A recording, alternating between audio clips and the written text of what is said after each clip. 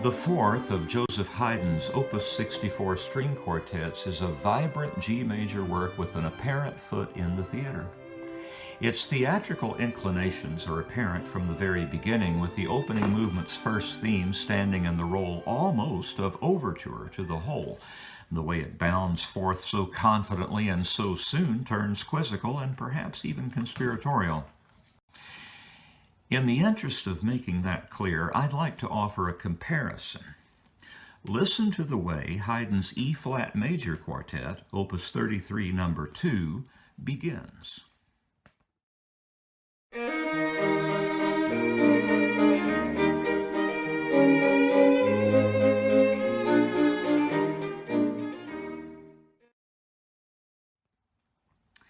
Notice how self-assured it sounds and how self-contained, seeing that it comes to a firm conclusion on the tonic, just 4 measures after it begins. Here it is again.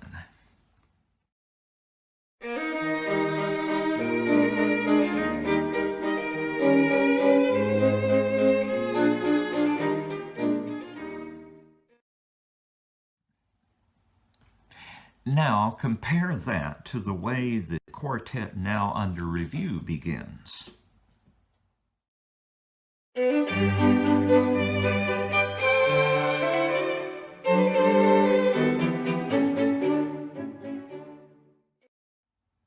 Here the theme begins very much like that earlier example, but soon starts raising questions and ends with a half cadence. Clearly, despite the similarity in their openings, these two themes are up to something completely different. If I were to play a little more of the earlier quartet's beginning, you would see that the self-assured opening phrase soon returns intact, with its 2 instances framing a central B section of more developmental character. Here it is.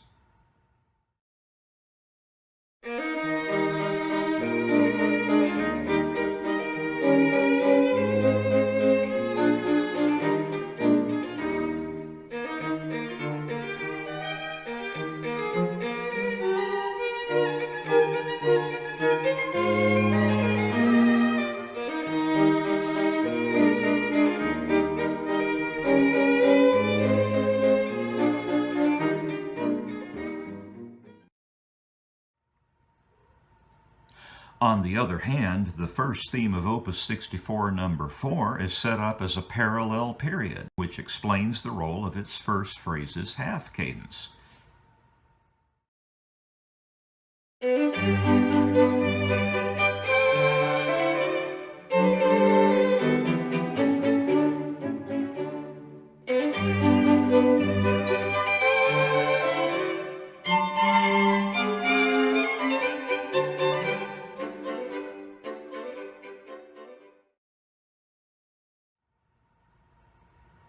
That little dactylic tail peeled off the end of the theme not only inaugurates the transition, it will also play other important roles, especially during the closing. In my analytical comments, I simply identified the first theme as a parallel period in G major, but of course there's always much more to all of this music than just its floor plan.